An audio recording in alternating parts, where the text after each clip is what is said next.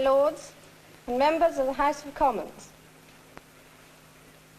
My husband and I look forward eagerly to the series of visits we shall make next year in the Commonwealth, where we shall renew and extend the friendships which we value so very highly.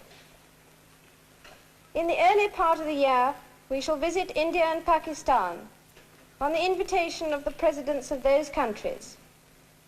And I welcome especially this opportunity of seeing for the first time something of these two great nations of the Commonwealth. My government will play their full part in maintaining the North Atlantic Alliance and the other regional pacts to which they belong. My armed forces will continue to make their contribution to the safeguarding of world peace. The friendship which links us to our great ally, the United States of America, is a powerful element in the defense of peace.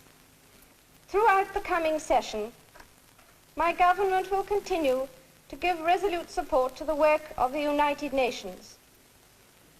The improvement of relations between East and West remains a primary object of their policy. In particular, they will go on working for the success of the Geneva Conference on the discontinuance of nuclear weapons tests, and will do their utmost to achieve comprehensive disarmament under effective international control. They will continue to cooperate with our partners in consolidating the European Free Trade Association. At the same time, they will work towards the political and economic unity of Western Europe on a basis satisfactory to all the governments concerned.